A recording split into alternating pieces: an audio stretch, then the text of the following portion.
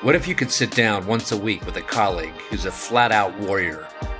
This colleague wasn't a stud in dental school. He struggled. He returned to practice in his hometown, an area once labeled by USA Today as the second worst place to live economically in the United States.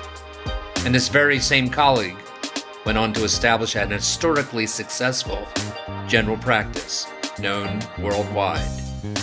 What if you knew someone that wanted to take you by the hand and show you everything you need to know, from treatment planning to leadership, to maximizing your journey in dentistry, or just life? You ready to be inspired? Welcome to the Lionhearted. Hi everyone, Dr. Steve Rasner here, and you're back on the Lionhearted Dental Podcast. So, by the time you're seeing this, we are going to be in very early November. So what do we have, 8 weeks left? So as many times as I've stated this, I do these in part to coach you, to make you hear a voice that I think can make you better. So I'm saying that to you because there's 8 weeks left. And a lot of the things I say to you come from my own experiences 42 years into this, meaning now, when I watch my own team, a team that's been with me a very long time and has really been taught a lot about Lionhearted principles that you hear each week on this podcast. So I have one for you. I want to know whether any of you can relate to this. I just said it's early November. I didn't say it's December 30th yet. Does anybody but me out there sometimes feel like the staff thinks it is December 30th? In other words, they're already kind of checking out into the holiday mode of being off. And staff, I get it, man. In fact, your doctor gets it. We would love to shut down right now on November the 5th and just have enough for the rest of the year to do all the things we would like to do for you and for us. Yeah, this podcast this week will probably push me over the edge with most staff members, but it isn't good. It is brought to you by good intention. I promise you. I have never did have any ulterior motives except to make the business run as good as it could for the following reasons I'm about to share with you. In other words, staff and doc, do one of two things this week. Either ask your staff to watch this or just listen to me, have a meeting if you can relate to this. I mean this. There's 8 weeks left, man. Not 3 days. It's not December the 23rd. It's not December the 29th and we're getting ready for New Year's. We're not clocking out yet. And it ticks me off it ticks me off when even people with me a long period of time are starting to check out now. You can't check out now. So before I get into what you can do in a premier functioning Lionhearted office as I advocate, what's in it for you guys, staff?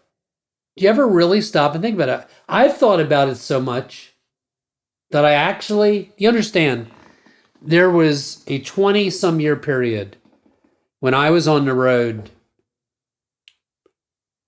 15, 20 times a year in large audiences often.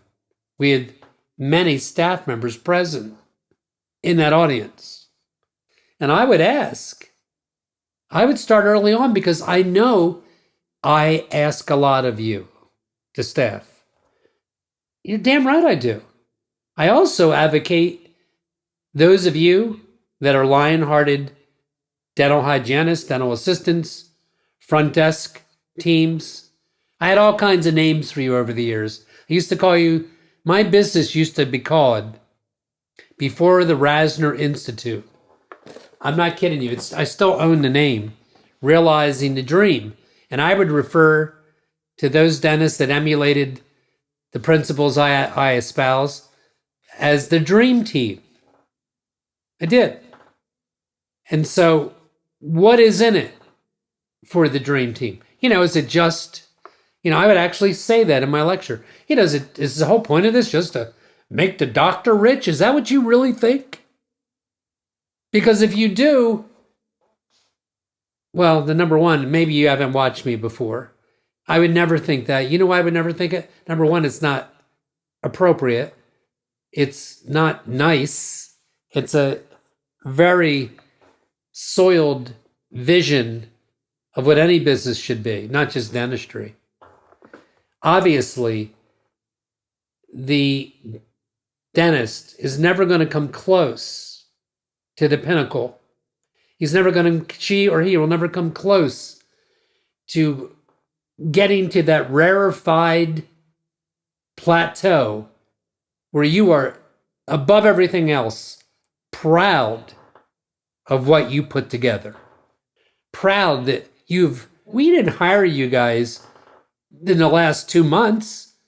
This has been a long journey. Some of you have been with the doctor for tens of years. Others of you are brand new. You're still figuring it all out, right? And many of you have been there for a long time. And so you would know that it all works. It's all worth it when you work together as a unit. And I know that is not profound. And everybody's heard of team unity and all these kind of things. But it is really an authentic moment with me telling you that nobody's going to come close in any business, by the way, without a team and without taking care of the team. And there's different ways to do that. But at the end of the day, some of you are definitely in situations where you're asking, well, what's in this for me? Why should I go along with all these things our doctor's listening to allegedly make the office better? Well, let me be specific for you. Some of you may think you're entitled to a pay raise, and you may not have had one for a couple years. And if you've ever heard me talk about that before, and look, I know for a fact from 40 years of this and working with multiple staff members that money's not always the only thing. I know that. Your doctor knows that. Some of you are motivated by something completely different. You may be fortunate to be married to somebody and come from a family where you got into dentistry, but making top dollar is not your primary objective. It may be working with people. It may be bettering the oral health of the world. I'm not even kidding.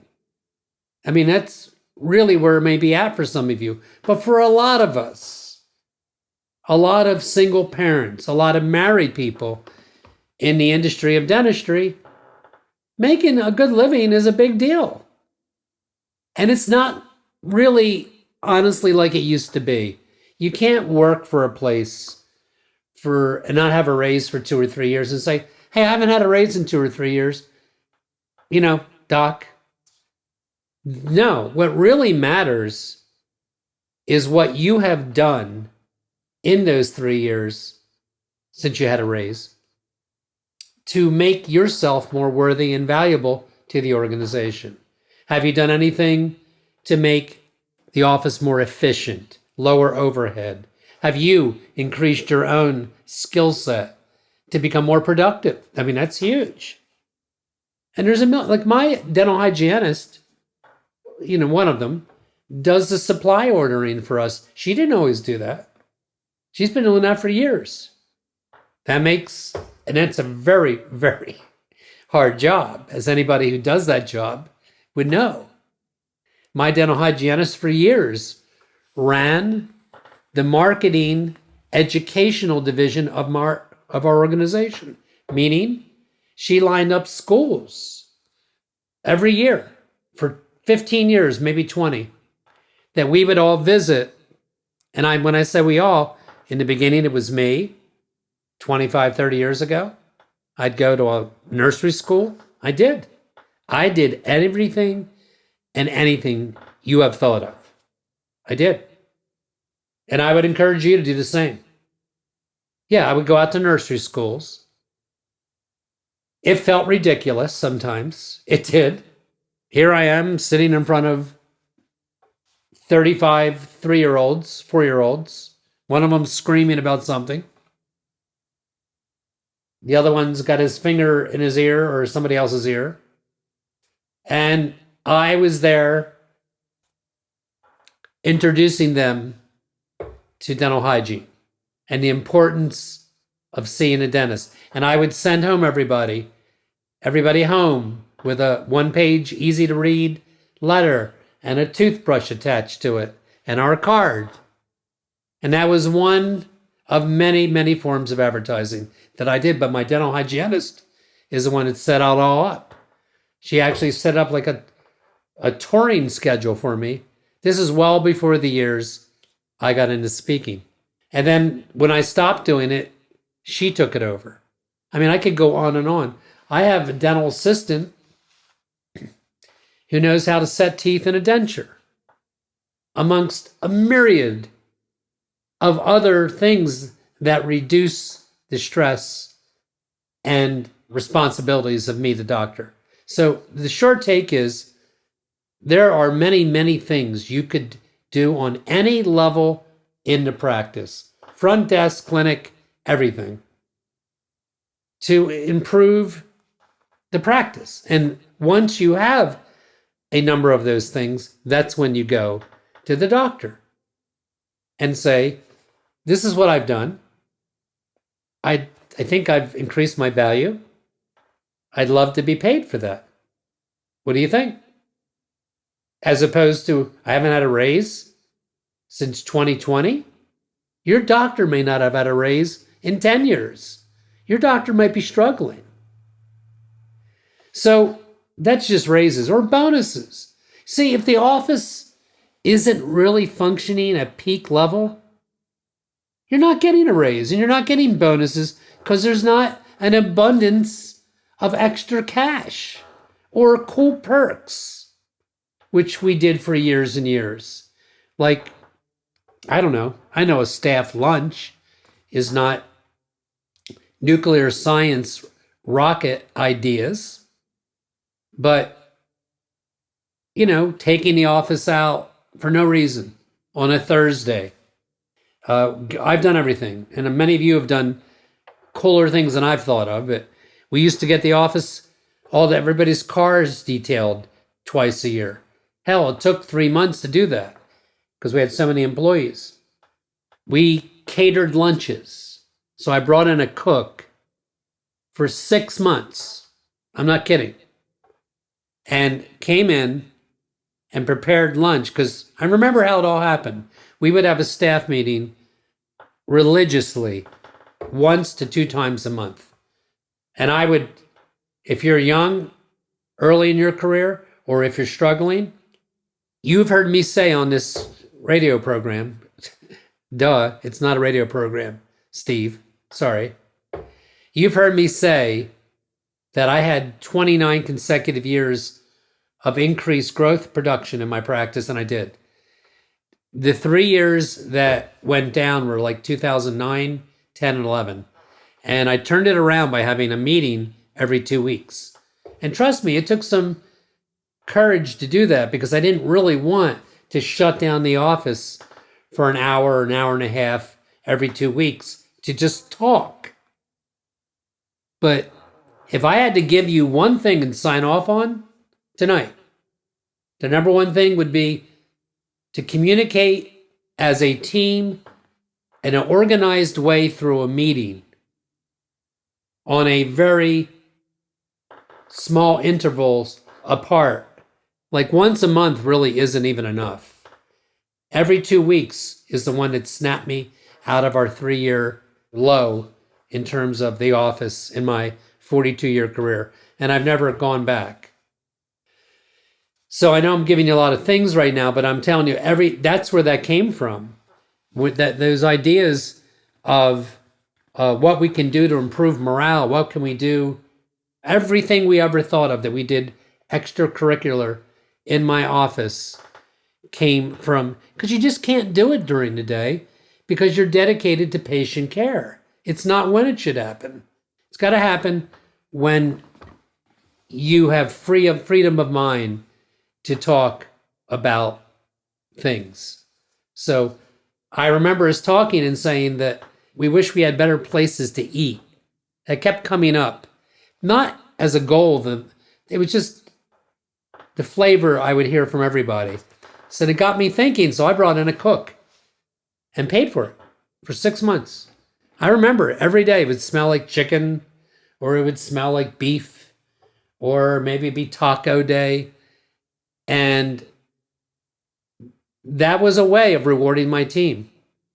You know, we'd go healthy, we would go comfort food.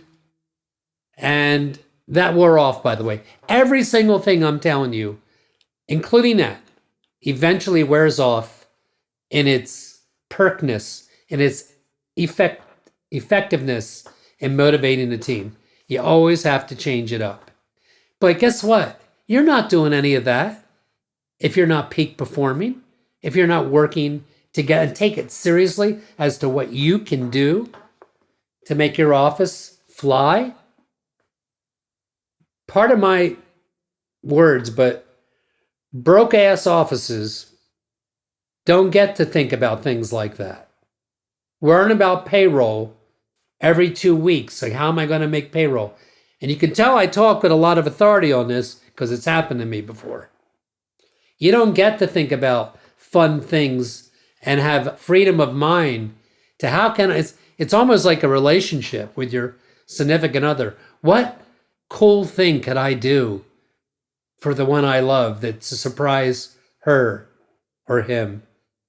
And that's how I remember thinking with my staff, because I was so into it, so into motivating them, and so proud of watching the symphony in front of me that I created. And they help perpetuate incredibly. And I know a lot of you must feel the same way. That's what's in it for you. Having the best supplies. There is a difference between everything in terms of supplies that each dental office uses, or dental labs. If you're a dental assistant, for example, or a dental hygienist, you know the difference in products that your boss uses or that you use. You know the difference in using the cheapest brand or having even gauze that falls apart versus high quality Medicom gauze. Or about the best equipment. Do you work in an office where you have 12 handpieces, but 5 of them only really work? The other 7 work sometimes? Or maybe a broken assistant stool or doctor chair, or ripped leather on some of your seats, or when's the last time blah blah. We have a service come in our office every night for my entire career to clean the office. Now I haven't been in a million offices, so I can only share with you things I think a staff would appreciate.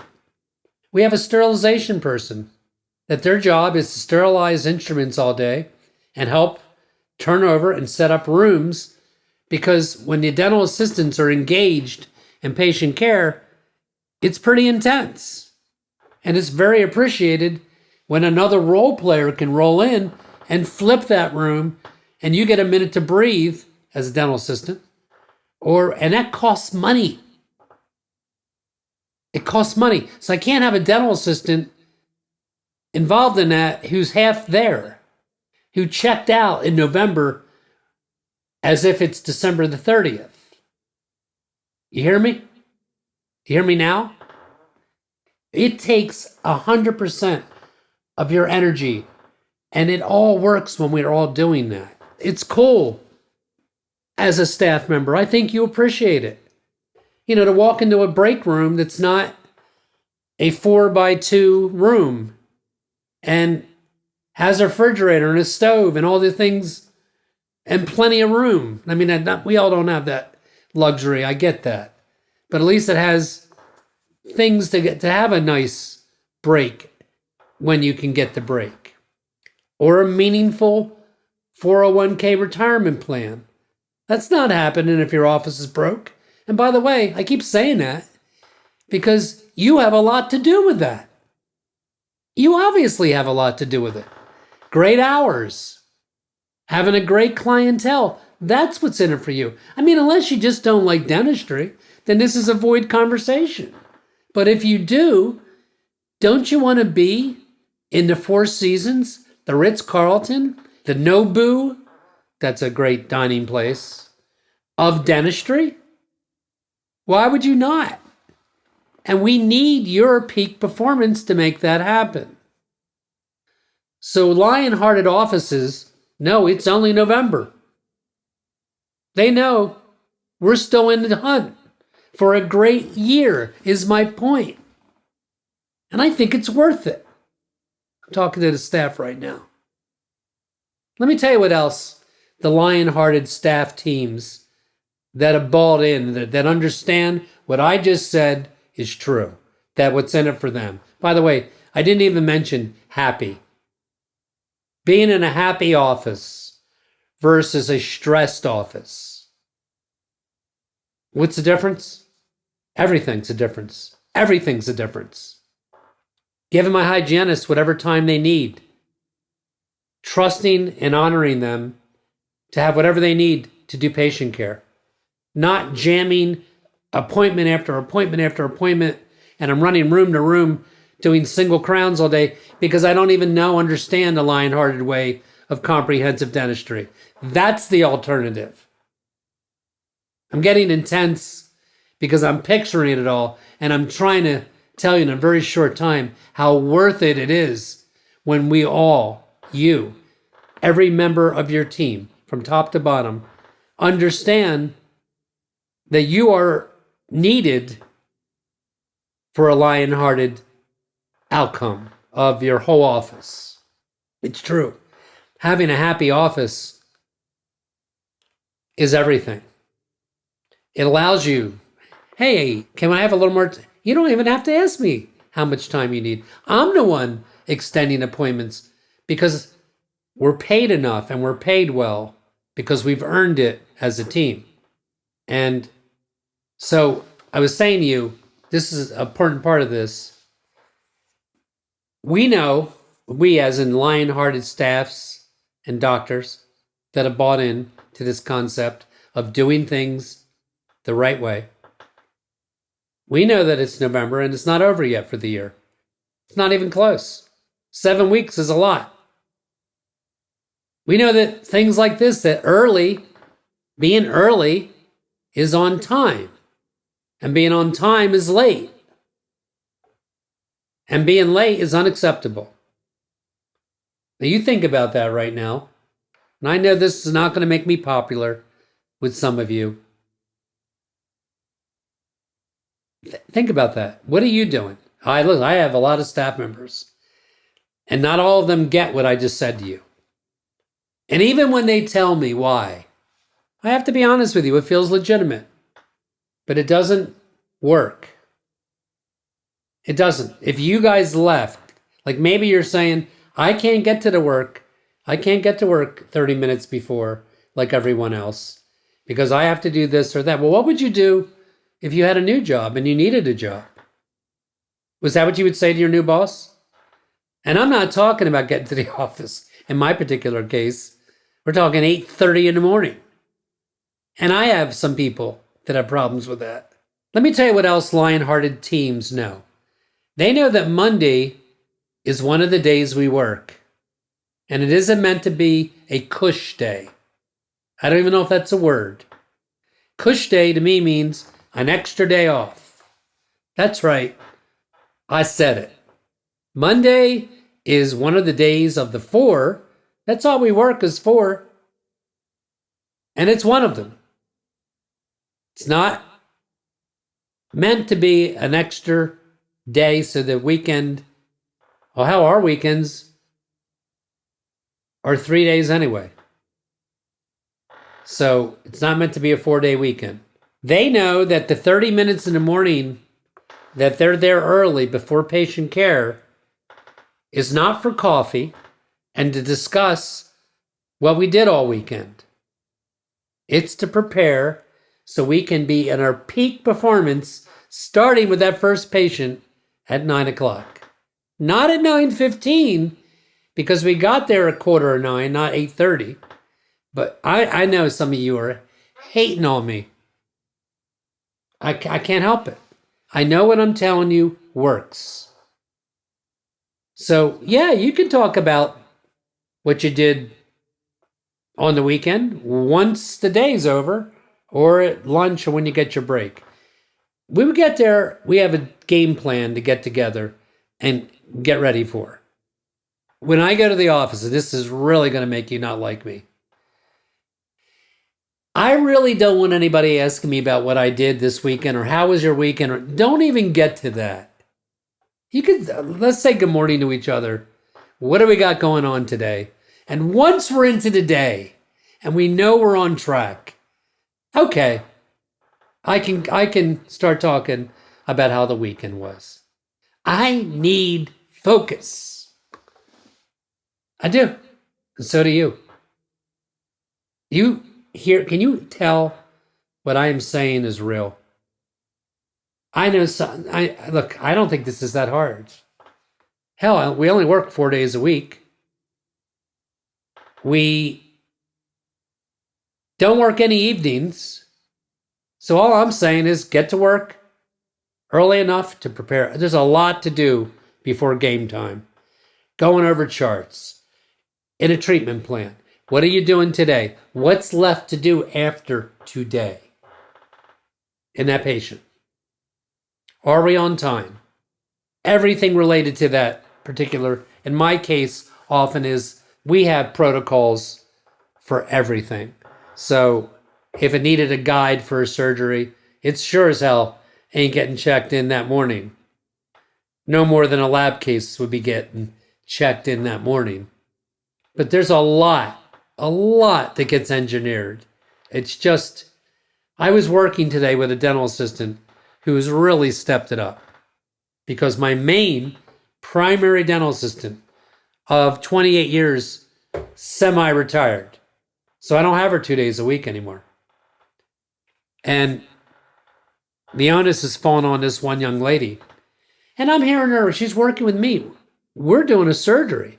And I hear her, somebody had to come in, they had a temporary come out. And we put it in, this temporary crown with Reliex through my direction. It's a long story. It's number 11 with a cantilever of 10 until the implant under 10 is ready to be restored, which is another 6 weeks away.